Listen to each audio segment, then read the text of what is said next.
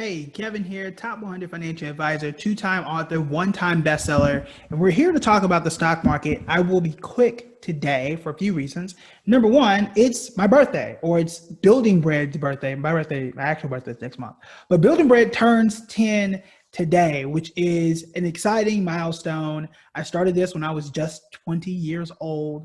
I was a baby. I didn't know that what I would start would still be impactful and still be doing things today. It started off as a terrible blog. It was a blog and it just didn't go well. And I used to define stock market terms and tell people about their money. Problem was, I didn't have any money and the people that I was talking to didn't have any money. We were all broke college students. But we grew and the business grew and I grew and I became a dad, a two-time dad now, and started investing, became a financial advisor, wrote 2 books, managed $140 million, and here we are today.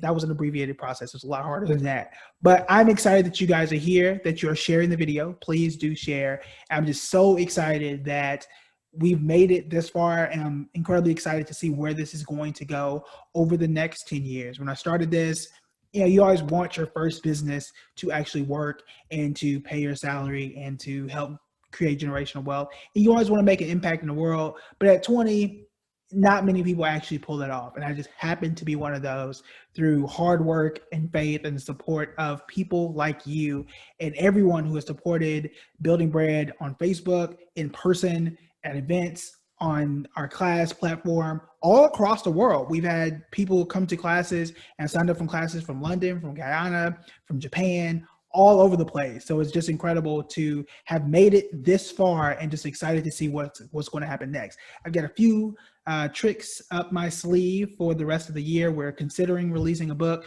We're going to kind of play with that a little bit more.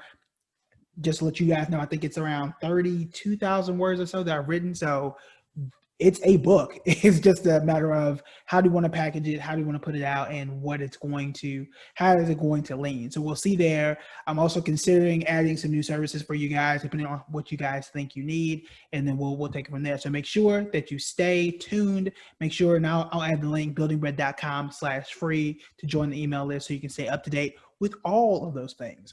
All right, now to our main story today. Jim Cramer is one of the more famous stock pickers, or at least stock guys on TV, and he actually agrees with me.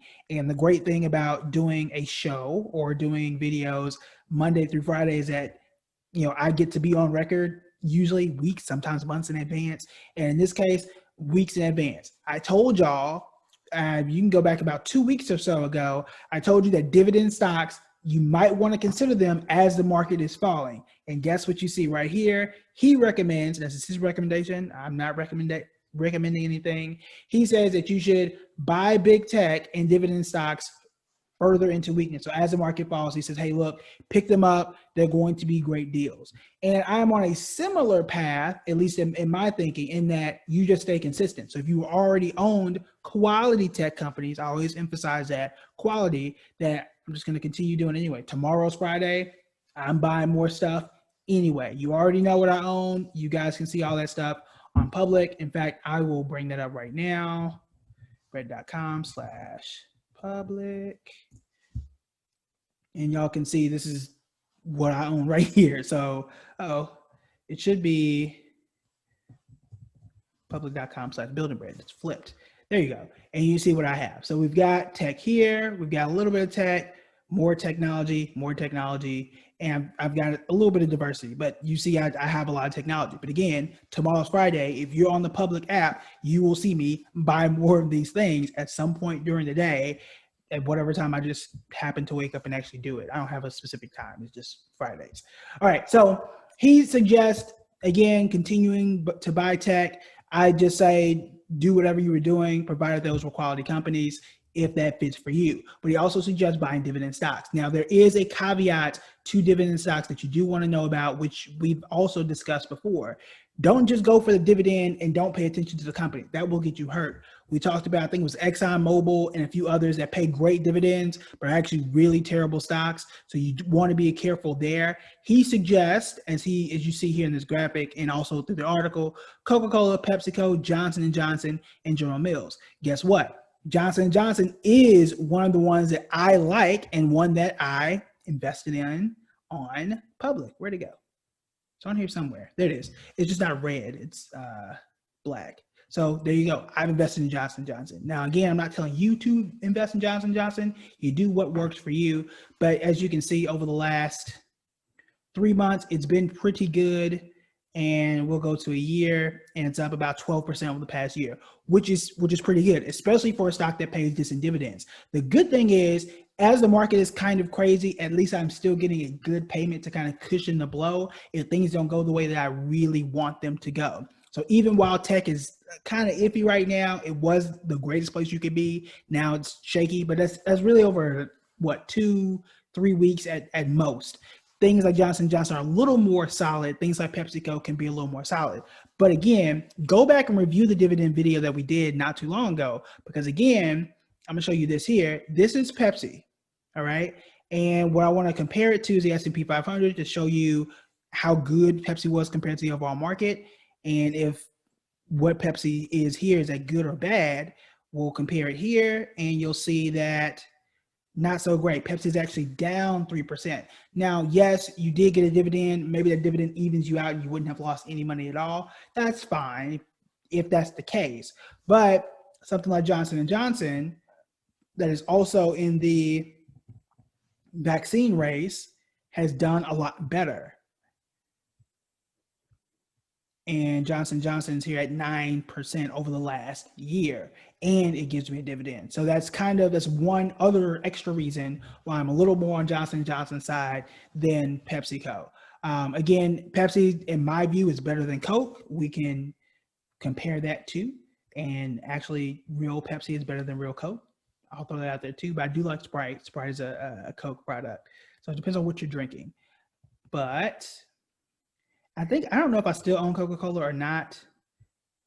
We'll see.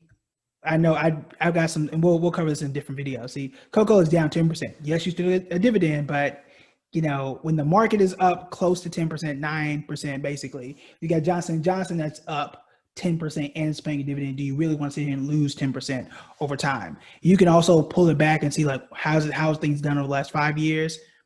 I don't know how this is going to end up. You got Johnson & Johnson still at the top. Coca-Cola at 21%.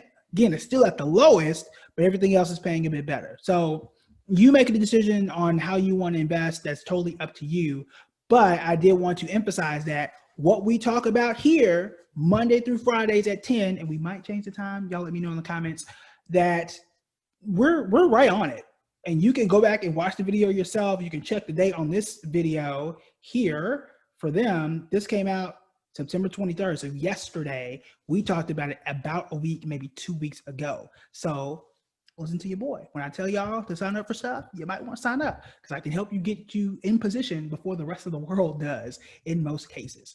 All right, so that's it for me. I am going to enjoy my anniversary dinner for Building Bread. Went to Ruth's Chris, if I said that correctly. So we got a steak, some wine, and lobster mac and cheese. So that's going to be very fun. And the Lakers are playing, so I need to go and do that. All right, so thank you guys for coming. Make sure you go ahead and hit the share button and let me know in the comments, is 10 o'clock still good for you? Because I can move these videos around because we have a baby. I got to be a little more flexible. So if you want to move it up, tell me a time, Eastern Standard Time, please, that works a bit better for you. And we can kind of like move the schedule around and see what works best for most people. All right.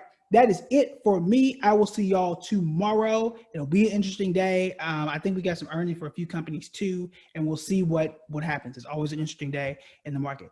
All right, that's it for me. I will see y'all later.